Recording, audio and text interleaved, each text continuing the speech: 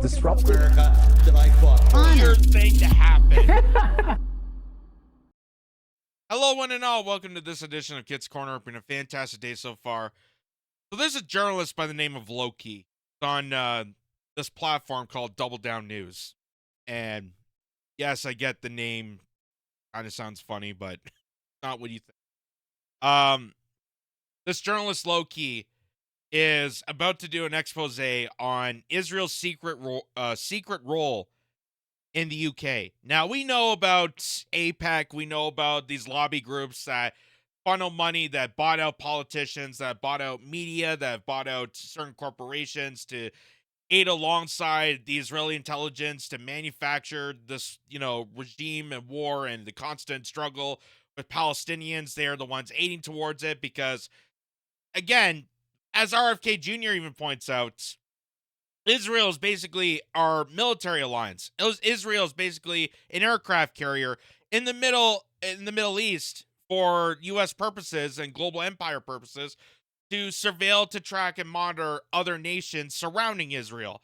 And that's the big reason why we're so defensive of it. That's why we care so much about it. It's not so much about the Jewish people because we don't even care about Jewish people in this country, but we're going to help and aid Jewish people that happen to live in our military base. So, Lowkey is about to do this expose on just how influential the Israeli intelligence services and the Israeli governments are influencing in other governments, like in the UK, for example. Take a look at this. But Israel has a role in Britain. Pro-Israel forces currently have control of NHS, Foreign Office, Home Office, and Ministry of Defence data. Your data. Nigel Farage liked to talk about taking back control, but he wouldn't say anything about Israeli intelligence companies taking control of key functions of our intelligence and police services. He wouldn't say anything about the 12,000 US soldiers in this country. They don't want to take back control. They want to control you. What about Rishi Sunak, our Prime Minister? Well, his family company, Infosys, which was founded by his father-in-law and that his wife still has £500 million worth of shares in, has many Israeli subsidiaries and hundreds of employees within Israel. Infosys signed a memorandum of understanding with the State of Israel in 2012 to develop relations and deepen cooperation. Infosys, which works on collecting biometric data, has also had a director until recently who was a veteran of Israeli military intelligence unit 8200, Yuri Levine. Let's not forget that 44 whistleblowers from within Unit 8200 came out and said that this unit is surveilling the Palestinians to build compromat against them and blackmailing them with that information. Unit 8200, don't forget that name, because the very company that the British police use to hack phones in this country is Celebrite. This is an Israeli intelligence company which is headed by alumni of Unit 8200 in the Israeli military. The CEO of Celebrite has claimed that they have remote control access to all of the information procured through their products. The British police not only use this Israeli intelligence company to hack phones of their citizens, they also use something called NICE Systems as part of their investigations. Now, NICE Systems is a subsidiary of Israel's largest arms company, Elbit Systems. The level of integration between British and Israeli intelligence is unprecedented. Not only is this program used by British police, it's also used by the British Foreign Office. So you are talking about the outsourcing of Britain's external intelligence functions to elements of the Israeli intelligence agencies. When we look even further at this question, we wonder how companies like Celebrite could have got such a foothold in the British public sector. Well, there is an organisation by the name of the UK Israel Tech Hub, which has played a very important role in all of this. It's based in the British Embassy in Israel, but it is staffed by former military and intelligence personnel from the Israeli regime. It's headed by the former Director General of the Israeli Finance Ministry, Haim Shani. Haim Shani was also simultaneously the director of Celebrite. But who funds the UK-Israel Tech Hub? The UK-Israel Tech Hub is funded by the British Foreign Office, by the British Embassy in Israel, and the British Department of Trade. The UK-Israel Tech Hub exists for the sole purpose and with the stated objective of procuring public sector contracts in Britain for Israeli cyber and tech companies. British taxpayers fund an organization which is facilitating Israeli tech companies staffed by former Israeli intelligence personnel taking over public sector contracts in Britain, including in the NHS. Currently, the data for the British Home Office, the British Ministry of Defence, and the NHS is handled by a company called Oracle. Oracle was founded by Larry Ellison, the 7th richest man in the world and close friend of Benjamin Netanyahu. Larry Ellison is the largest funder of the Friends of the IDF charity in the history of the organization. In addition to that, this company, Oracle, offered the directorship to Benjamin Netanyahu, meaning that the Home Office, the Ministry of Defense, the Foreign Office, and the NHS has its data stored in a cloud run by a company that Benjamin Netanyahu was supposed to be the director of. And do you know how that deal was procured by Larry Ellison? Let me tell you a story. At the same time that Larry Ellison was bidding for this contract, he had a charity in this country. It was called the Larry Ellison Foundation. And do you know who was employed for £500,000 a year at this charity? None other than the father-in-law of Prime Minister Boris Johnson. And guess what? When Larry Ellison's company Oracle procured the contract to store the data of the Ministry of Defence, the Home Office, the Foreign Office, and the NHS, the Larry Ellison Foundation was closed that very month.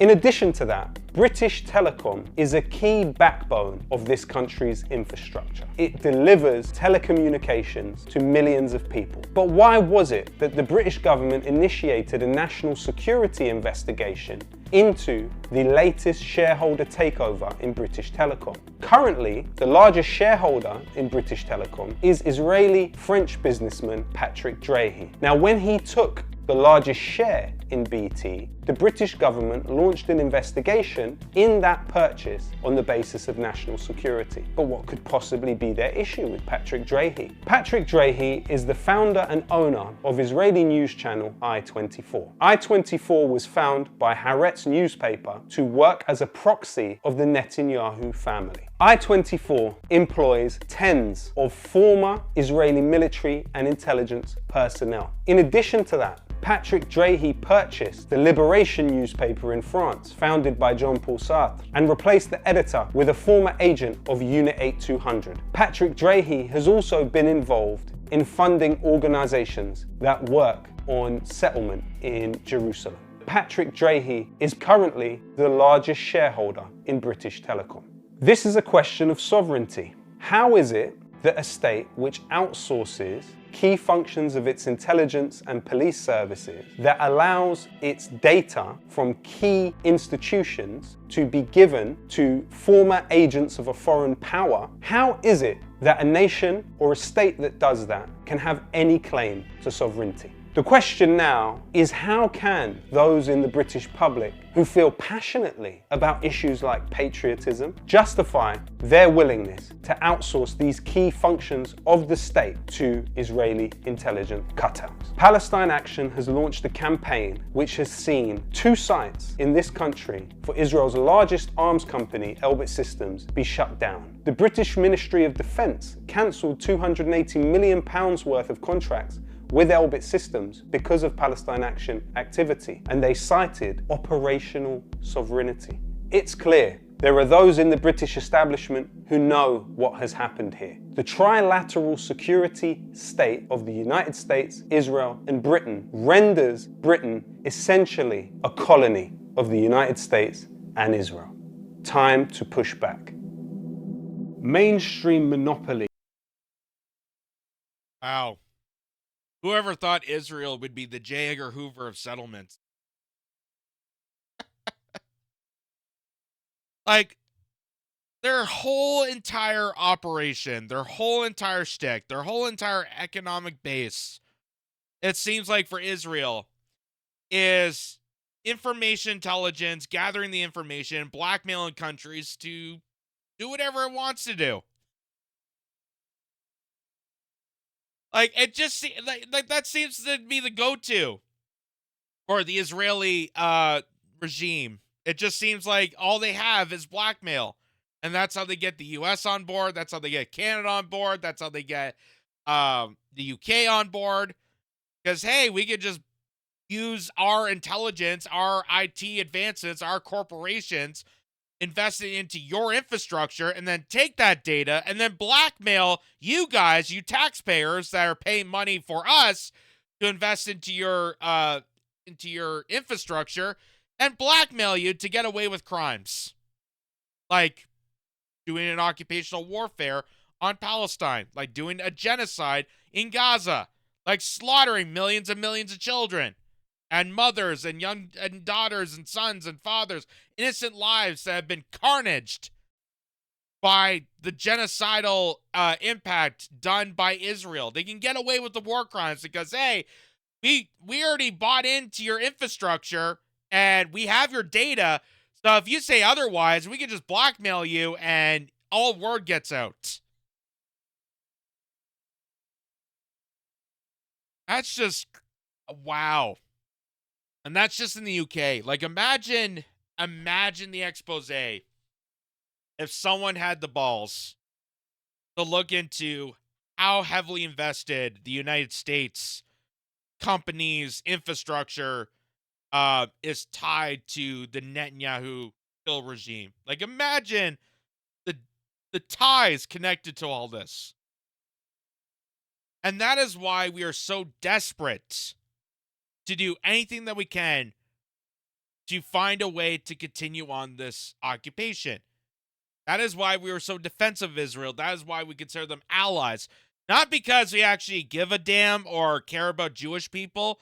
And again, if people are going to look at this and say this is an anti-Semitic take and somehow I'm being, radicalized against Jewish people, imagine for a second if a journalist did an expose about, say, if Russians were investing in infrastructure and took over, corporations and blackmail. Do you know how much the mainstream media would be on this 24 hours a day? Do you know how much of police investigations would be going on right now if a Russian company was involved with U.S. infrastructure in aiding that process, or a Chinese company investing in U.S. infrastructure, or any other country outside of our allies? But it just seems to be Israel and Saudi Arabia, the most two theocratic dictatorships that will slaughter and carnage people. They won't even touch them. They won't even investigate. They won't do anything about it. Saudi Arabia killed one of our own journalists. American journalist was killed over there, and they didn't even bat an eye. Donald Trump, who was the president at the time, even said that, look, he died, but we got to still take over business. Business still happens, so boo-hoo. Sucks to be him. Let's keep going. Like, it is a sick world out there. The global capitalist, takeover conglomeracy is such a disgusting, evil, revolting, this conglomeracy of hyper criminals that are just out to destroy each other, out to destroy humanity, and are cultivating criminals and morally and ethically bankrupt, and just have no sense of human decency, no sense of common sense whatsoever. That all they have to strive, with the Israel settlement is blackmailing other countries to doing their bidding work. And we've shown this before. We've shown how Wikipedia, for example, they have editors in Israel to change the articles to match the descriptions of the intelligence communities. Like, these are Israeli paid people to change Wikipedia articles to push propaganda. For example, how the IDF are our friends and allies, and how Saudi Arabia is such a great place to vacation. and not a theocratic dictatorship that slices off people's heads if they, you know, walk down the street funny. That's incredible. That's incredible. That's an amazing expose done by Lowkey, a rapper and a journalist. Which I know somewhere out there, if someone posts this on Twitter, I'm sure there's going to be 100 replies from pro-Zionist attackers and troll farms that are going to look at this and go, oh, he's a rapper. He doesn't know jack squat. He doesn't know the rapper is going to educate us about corruption with our country. What an anti-Semite. What an self-hating Jew. Because I keep getting those trolls. I keep getting those trolls hounded down at me. And again, this has nothing to do with Jewish people whatsoever. This has nothing to do with the Jewish faith and Jewish religion. Like, first of all, the whole idea of saying that we need to have a permanent state just for Jewish people is ridiculous. Religion doesn't have it's not geographically located somewhere. Religion is prosperous with anybody. Anyone from different territories and around the world can choose whatever faith they want. You know, we have Christians, we have Muslims, we have Buddhists, we have Hindus, we have Jewish people, we have Islamic people, we have atheists, we have Catholics, we have all sorts of different religions, and prosperous all around the world. It doesn't have to be geopolitically calculated to one specific area. And if we are so concerned about defending the Jewish state, I again ask those people, where's the Catholic state? Where's the Christian state? Where's the Hindu state? Where's the Islam state? Where's the Arab state? Where exactly are the states that were only allowed these particular religions? It's so ridiculous. So ridiculous. And the amount, just how much money is funneled and slushed around all these years. This has been going on for almost 70 years, that we can calculate this. This has been going on for decades, where, you know, these lobby groups, these corporations, you know, international hush fund monetary funds are going back and forth between Israel, the United States, Canada, and the UK and other nations to basically blackmail and beat each other up and take over dominant pieces of our infrastructure. Like, they're taking over UK healthcare. They're taking over UK healthcare. So now the UK healthcare doesn't have a choice but to aid Israel in this genocide. They may not like it, may not support it, but if they don't, well, they already sold their company over to this conglomeracy in Israel, and they have their data, they have their access, they can just blackmail them and say, do our bidding or else. Like I said, globalism is such a sickness. This is the virus that we have to deal with, folks. And the best antidote, the first step to an antidote to get away from globalism is to educate ourselves on how corrupted stuff like this gets. So thank God for Lowkey, rapper / journalist, to point all this out. And like I said, it'd be amazing to see what people can uncover on the connections within, you know, Canada, the United States, in Israel. Because I'm sure, you know, there's a lot to be said about mass corruption, deep international hush fund and money laundering around with that.